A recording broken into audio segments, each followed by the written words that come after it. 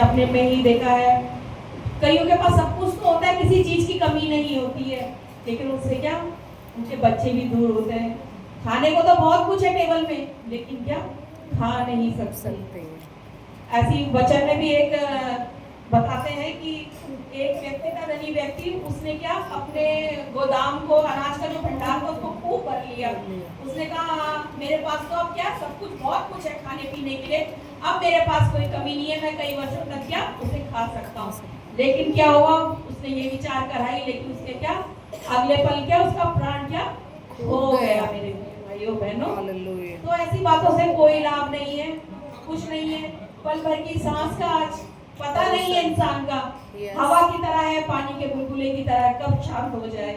लेकिन सचमुच में अपना इनकार करो, यीशु को अगर तुमने सच्चे हृदय से अपना लिया है तो उसको अंगीकार करो, उसको अपना लो, ताकि हमको क्या वो अनंत जीवन में क्या हम प्रवेश कर सकें। Yes amen, hallelujah. 26 में गौर करेंगे वचन में, जो कोई मुझसे और मेरी बातों से लज जाएगा, मनुष्य का पुत्र भी जब अपने और अपने पिता की और पवित्र स्वर्गदूतों की महिमा सहित आएगा तो उसे लज जाएगा। Hallelujah, hallelujah.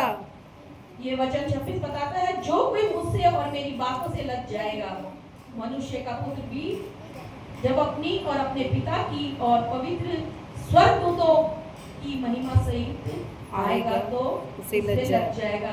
ये क्या प्रभु यीशु मसीह जब हमें लेने के लिए आएंगे, जब आगमन होगा प्रभु यीशु मसीह का, तो क्या जो हम संसार के अपने अड़ोसी पड़ोसी को बताने में शर्माते हैं कि हम मसीह हैं, हम चर्च जाते हैं, हम चुप रह जाते हैं, अपने मुंह को बंद कर लेते हैं, तो इस विषय में ये बता रहा है कि जो कोई मुझसे लग जाएगा तो वो प्रभु यीशु भी उसका इनकार कर देंगे।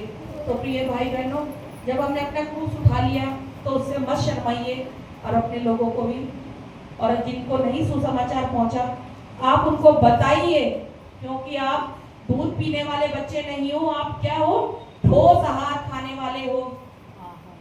तो आप क्या, आपको क्या परमेश्वर के राज्य के लिए क्या तैयारी करनी है। हम प्रार्थना तो करते हैं कि तेरा राज्य आए, क्या सचमुच में हमने उसके राज्य की तैयारी करी है?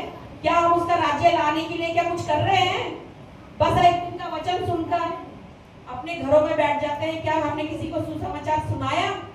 प्रतिदिन हमें एक व्यक्ति को तो सुसमाचार सुनाना है, हमें क्या बीज बोना है, वो काम करना प्रभु यीशु मसीह के हाथ में है। हम अपना कार्य करें ताकि हमारा जो स्वर्ग में है, हमारा क्या मकान क्या तैयार हो जाए। आमीन, हालेलुया। हम वचन 27 में गौर करेंगे।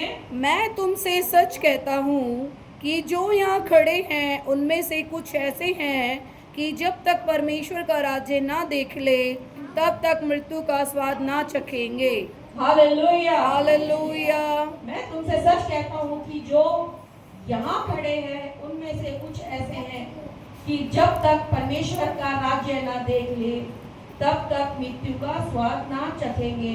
वो परमेश्वर प्रत्येक व्यक्ति को क्षमा करने का, अपने पास बुलाने का मौका देता है। यस जी, कि अपने पापों से अपना अंगीकार करो और Yes, स्वीकार प्रभु। करके मेरे पीछे हो लो, ताकि क्या हम मिलजुल कर क्या उसके राज्य में उसके स्वर्गदूतों के साथ क्या उसकी महिमा कर सके। हमारे गवाह कौन होंगे? स्वर्गदूत। स्वर्गदूत। ये समान। Hallelujah, hallelujah. प्रभु यीशु के सुंदर वचन को पढ़े और सुने जाने पर आशीष हो। आमेन। आमीन। हालेलुया। हालेलुया।